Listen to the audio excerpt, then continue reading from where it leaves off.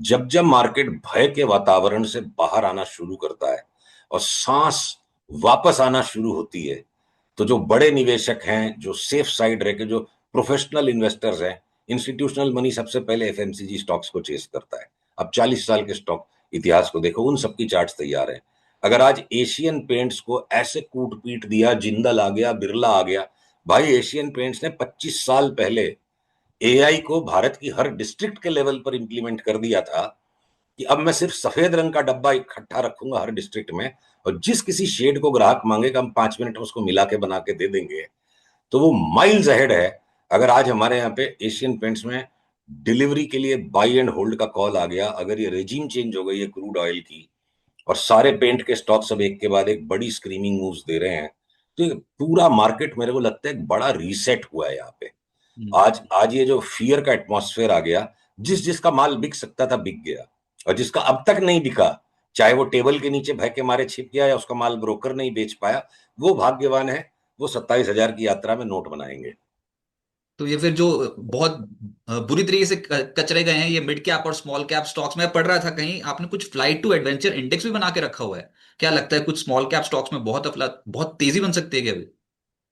Flight to adventure index देखिए, जब बन गया तो उसके बाद लगता है कि बहुत सरल है, पर हमने सैकड़ों सैकड़ों ऐसे इंडिकेटर्स बनाए, बहुत बहुत महीनों तक इनकी रात दिन जग करके बैक टेस्टिंग करी, और जब समाधान निकलता है तो बड़ा सरल होता है। स्मॉल कैप 250 इंडेक्स को निफ्टी से अगर डिवाइड कर देते हो, तो जब जब बाजार गिरता रहता है, निफ्टी 250 स्टॉक्स, बिकॉज उसकी बीटा हायर है, वो ज्यादा गिरेगी। तो ये रेशियो जो है, फ्लाइट टू एडवेंचर इंडेक्स जब नीचे गिरता है तो मार्केट फ्लाइट टू सेफ्टी की तरफ भागता है, कि लोग पहले लार्ज कैप्स में कॉन्सेंट्रेट हो जाते हैं, इंस्टीट्यूशनल मनी स्मॉल कैप से निकलना शुरू हो जाता है। जब इंस्टीट्यूशनल मनी स्मॉल कैप से निकल के उनकी सप्लाई बढ़ा देता है, और उसके बाद जब दुस्साहस जो रिटेल ने किया हुआ होता है, और वो सजा को भोगना और बर्दाश्त नहीं कर पाता, फिर रिटेल भी जब माल छोड़ता है, तो स्मॉल कैप स्टॉक्स टूटे भी उतने ही ज्यादा हैं। तो आने वाले समय में, अगले 4-5 महीने में, अगर ये स्मॉल कैप 250 इंडेक्स, निफ्टी बढ़े खाली 15% और स्मॉल कैप 250 इंडेक्स बढ़ जाए 40-45%, तो हमें कोई भी आश्चर्य नहीं होगा।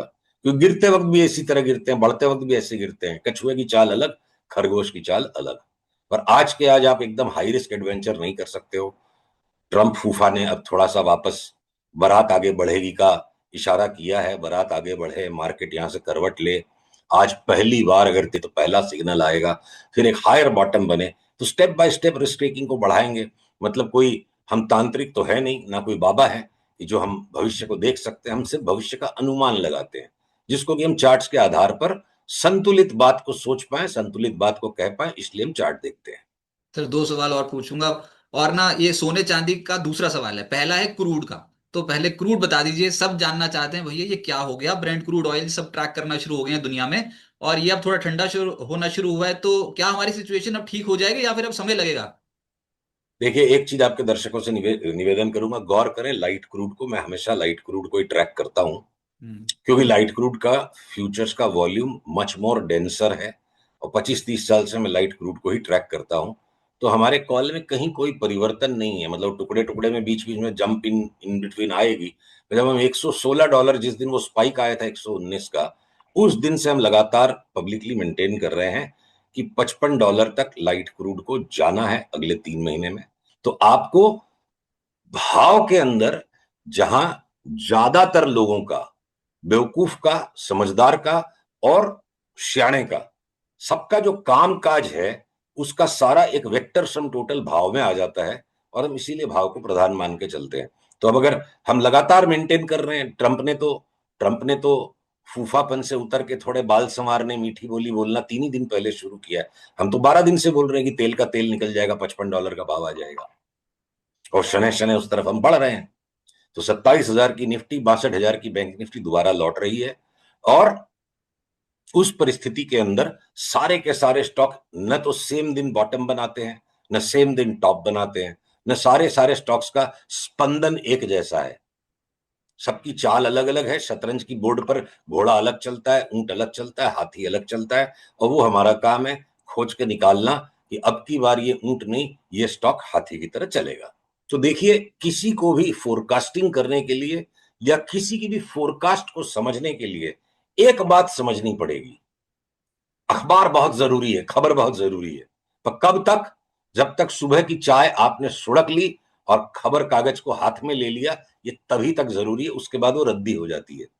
भविष्य का आकलन कर सकते हैं, भविष्य के ऊपर जो दांव लगा सकते हैं और जिनका दांव बाकी लोगों से बेटर होगा, उनको पैसा मिलेगा। और जो लोग अपने वर्तमान को, भविष्य को भूल के खाली भूतकाल में पड़े रहेंगे, तो फिर उनको म्यूचुअल फंड्स में पैसा लगा देना बेटर है, क्योंकि वहां प्रोफेशनल फंड मैनेजर्स भविष्य के ऊपर दांव लगाना जानते हैं।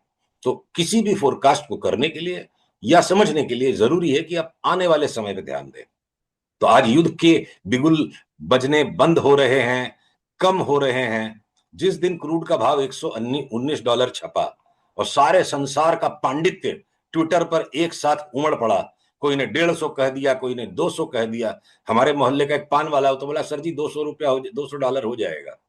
और हमने अपने क्लाइंट्स को जहां 119 के साथ नीचे उतरना शुरू हुआ, 116 के नीचे चला, तब से हमारे क्लाइंट शॉर्ट हैं। तो हम ये कैसे कर लेते हैं? देखिए, क्रूड का इतिहास उठा के देखिए 30 साल का।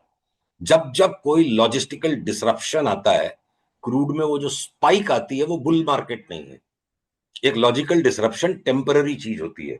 एक आपने ये कहा कि आ, जो हम ट्रोल होते हैं उससे हमें फर्क नहीं पड़ता, क्योंकि हम काम अपने क्लाइंट्स के लिए, अपने परिवार के लिए, भगवान को याद रख के करते हैं। दूसरी नंबर बात, जब आप अपने आप को भूल के काम करना सीख जाओगे कि मेरे को लोग क्या कहेंगे, और आप सिर्फ अपने दायित्व को ध्यान रख पाओगे कि ये पैसा मेरे परिवार का है और इस परिवार को मुझे भगवान ने दिया है और इस परिवार के पैसे की मुझे इज्जत करनी है। आप अपने मायने में अपने फैमिली के फाइनेंशियल गोल्स को अगर हमेशा याद रखोगे, टाइम पे मुनाफा भी बुक करना सीख जाओगे। तो स्व केंद्रित विचार जो है वो अहंकार से पीड़ित होता है, और जिसको जिसको अहंकार है उसको बहुत बहुत तकलीफ होती है कि लोग क्या कहेंगे। पर अगर मैं गुफा में बैठ के काम करता हूं और जो बोलना है भाव बोलेगा, जो बोलना है मेरा क्लाइंट बोलेगा, तो हम कॉन्ट्रेरियंस नहीं है। देखिए, पैसा बनेगा बड़े ट्रेंड पे ही, but trend is your friend only until it ends और इट बेंड्स। तो आपको ट्रेंड को जल्दी पकड़ना है, और जब वो खत्म होने वाला है तो आपको फटाफट निकलना है। तो आप देखोगे कि अक्सर मार्केट टर्निंग पॉइंट्स के पहले से हम कॉन्ट्रेरियन अपीयर करते हैं, क्योंकि ट्रेंड वहां घूम रहा है। तो घूमती चीज को कि यहां से ट्रेंड घूमेगा, हम चल रहे हैं ट्रेंड के साथ ही। पर बस यही है कि जो भय का जो इमोशन है, डर लगता है, आप निडर हो, हम निडर बिल्कुल नहीं है। We work, there is nothing called courage. निडर शब्द गलत है, निडर शब्द गलत है। भयहीन भयहीन व्यक्तित्व तब बनता है जब आप खुद को भूल जाओ और सिर्फ अपने काम पे ध्यान दो। कौन क्या बोलेगा उससे क्या मतलब, आपका काम बोलेगा ना। तो इसलिए हम ट्रेंड के खिलाफ कभी नहीं होते हैं, हम बदलते ट्रेंड को पकड़ते हैं। पर फियर फैक्टर हमेशा रहता है स्टॉक मार्केट में, ग्रीड से ज्यादा बड़ा होता है डर, और वो हुआ भी अभी हाल फिलहाल में। अब यहां से क्या व्यू है सर, ये डर क्या व्यू? डर डर उन्हीं को लगता है जो अपनी हद से, अपनी मर्यादा से बाहर जाके बड़ी रिस्क ले लेते हैं। सही बात। डर उसी को लगता है। तो बिना अब यहां से क्या पैराशूट व्यू है, यहां से क्या व्यू है, मार्केट क्या करेगा? 27,000 तक की संभावना को अब आपने खोल लिया है। आज जिस तरह की निफ्टी बंद की तरफ चल रहा है, अगर तो 27,000 तक का व्यू ट्रिगर हो जाएगा, subject to revision as the market में डिक्टेट। और अगर बैंक निफ्टी भी 62,000 तक जाती है, तो जिस HDFC बैंक को हम लगातार 2 साल से मेंटेन करते गए कि 2200 का भाव बाद में आएगा, 1200 पहले हो जाएगा, और उसके अंदर एक 1:1 बोनस आ गया आपका, तो अब यानी 600 की बात हो गई, 750 तक तो हम आ गए। तो 600 भी जाएगा, तो एक बार यहां से HDFC बैंक, जिसको सबने राइट ऑफ कर दिया, आज सब कुछ बुरा लग रहा है HDFC बैंक के बारे में। सबसे सस्ता सामान किस दिन मिलता है? जिस दिन किसी को नहीं लेना है। किसी ने किसी को तो वहां आकर, वो या तो फिर जीरो तक चला जाए, जीरो तक नहीं गया ना, वॉर हो गया, वर्ल्ड वॉर के करीब आ गए हम, पार्ट टाइम चेयरमैन ने बिल्कुल धज्जियां उड़ा दी रेपुटेशन की, अर्निंग्स सैचुरेटेड है, ग्रोथ सैचुरेटेड है। तो देखिए, फिजिक्स में भी ना जीरो कुछ नहीं होता है। -273.6 डिग्री फ़ारेनहाइट सबने स्कूल में पढ़ा है कि ये इस यूनिवर्स का एक एब्सोल्यूट जीरो है। तो जब ये इस तरह के तीव्र भय के विश्वव्यापी वातावरण में जब हम पहुंच जाते हैं, TCS 2020 वाला भाव आज आ गया, 2020 का आज भाव आ गया।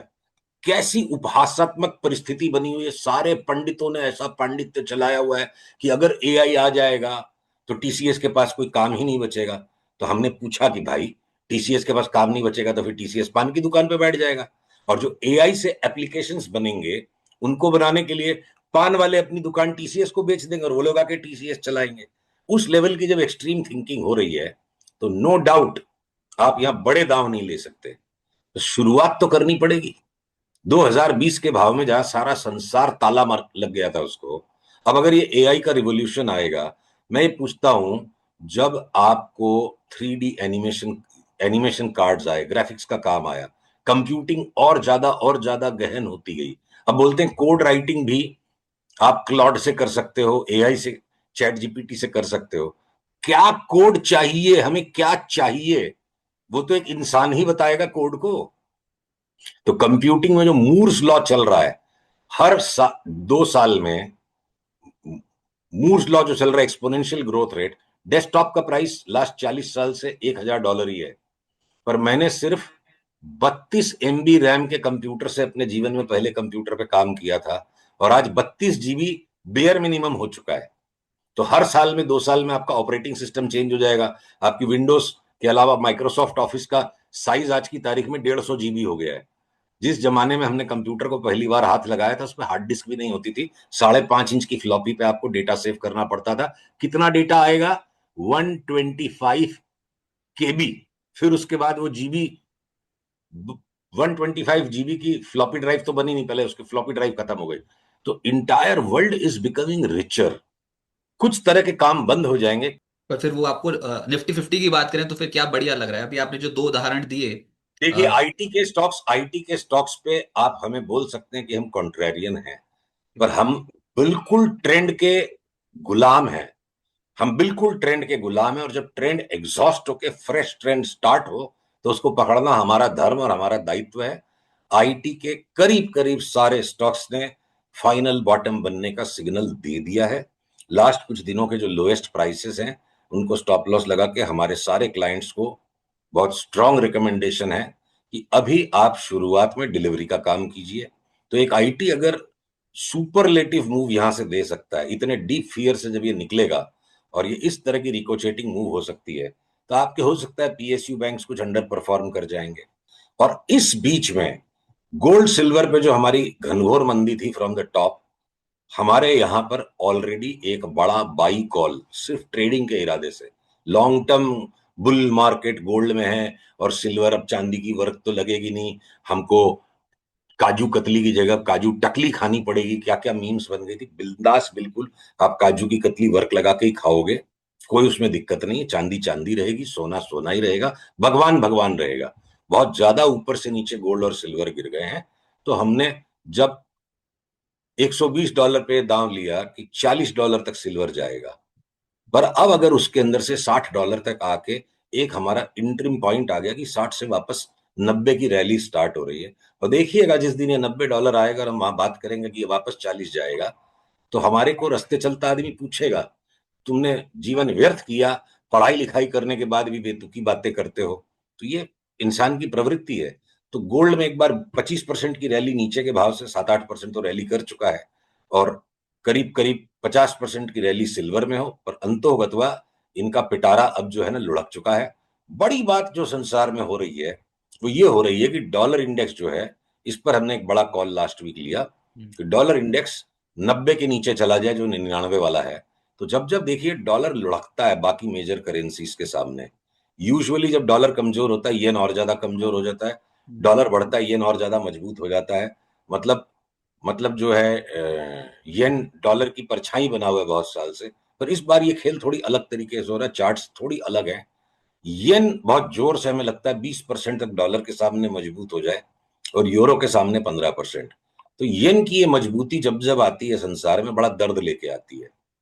क्या है, येन में बोरोइंग कॉस्ट 1% से भी नीचे है। संसार के सारे बड़े हेज फंड्स, बड़ी कॉर्पोरेट ट्रेजरीज अंट शंट येन में बोरोइंग करके फिर जहां सट्टा चल रहा है उसी के अंदर चलती गाड़ी में बैठ जाते हैं।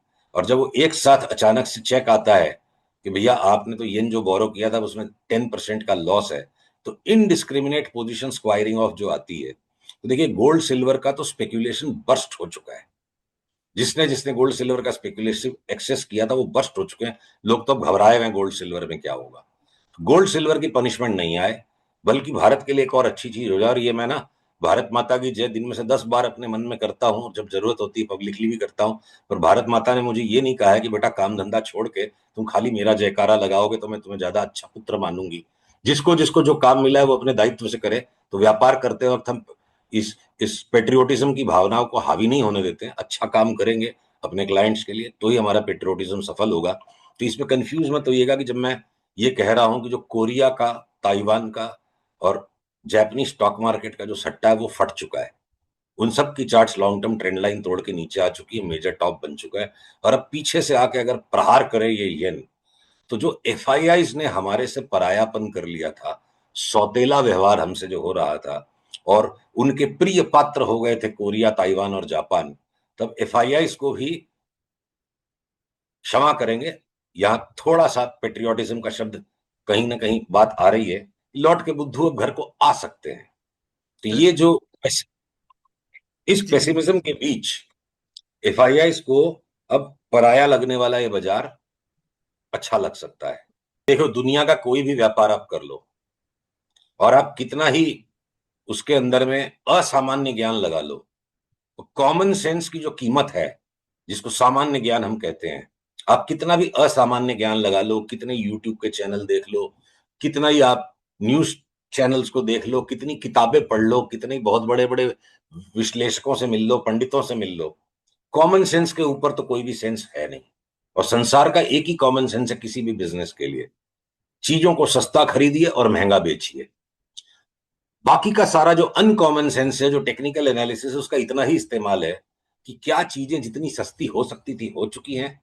तो हमारे क्लाइंट्स को तो हमने कहा है कि जो इस साल की फायर सेल थी, डिस्काउंट सेल थी, प्री मॉनसून सेल थी, आप उसका जो ही नाम रख लो, और सेल का माल खत्म हो गया है। अब ताजे ताजे भाव और ताजे ताजे ट्रेंड्स की शुरुआत हो गई है। ये हमारी मान्यता है। लगेगा तो स्टॉप लॉस तब देखेंगे। सुशील जी बहुत शुक्रिया।